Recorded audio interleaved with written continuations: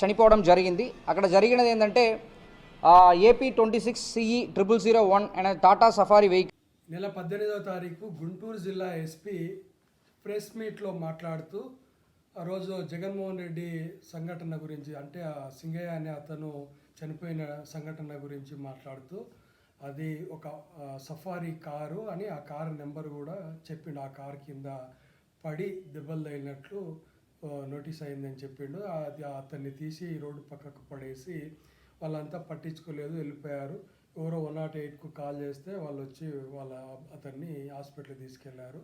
అతను చనిపోయాడని చెప్పి జిల్లా ఎస్పీ, మామూలు ఎస్ఐఓ సిఐఓ డిఎస్పీఓ మాట్లాడలేదు, ఒక జిల్లా ఎస్పీ ఆ స్టేట్మెంట్ ఇచ్చిండు. మరి ఈ స్టేట్మెంట్ ఇచ్చేటప్పుడు మరి అతని దగ్గర వివరాలు లేవా? అంత బాధ్యతారాహిత్యంగా ఎలా ప్రవర్తిస్తాడు? ఒకవేళ అది నిజంగానే ఆ సంఘటన జరిగి ఉంటే అతని దగ్గర అన్ని వివరాలు ఉంటాయి కదా, ఏమేమి ఎవరు జరిగింది, ఏ కార్లో యాక్సిడెంట్ అయింది, అవన్నీ ఉంటాయి కదా. లేకుండానే ఎలా మరి ఆయన ప్రెస్ మీట్లో చెప్పాడు. మీరు ఇంకొక క్లిప్పింగ్ చూపిస్తాను, చూడండి.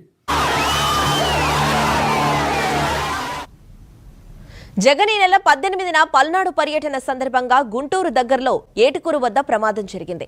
ఇప్పటి వరకు ఈ క్లిప్పింగ్ లోనేమో అది క్లియర్ గా వాళ్ళు TV5 వాళ్ళు, అంటే ఆపోజిట్ పార్టీ టీవీ ఛానల్ అది అయినా సరే, అందులో ఒకటి మనం గమనించాల్సిన విషయం ఏంటంటే ఆ కార్ కింద జగన్మోహన్ రెడ్డి ఉన్న కార్ కిందనే అతను పడ్డట్టుగా చూపించేటానికి జగన్మోహన్ రెడ్డిని ప్లస్ ఒక వ్యక్తి అతన్ని కారు కింద టైర్ వైపు చూపిస్తూ జగన్మోహన్ రెడ్డి గారికి ఏదో సైగలు చేస్తున్నట్టుగా మనకు కనిపిస్తుంది.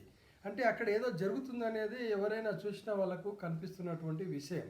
కానీ ఆ శబ్దాలలో మరి అది జగన్మోహన్ రెడ్డి గారికి వినపడిందా లేదా అనేది కూడా మనకు తెలియదు. కానీ ఈ వీడియోలో మాత్రం చూసినట్టు ప్రకారంగా అయితే ఒక వ్యక్తి ఆ కారు కింద పడ్డట్టుగానే మనకు కనిపిస్తుంది. సో మరి ఇది ఎవరి తప్పు?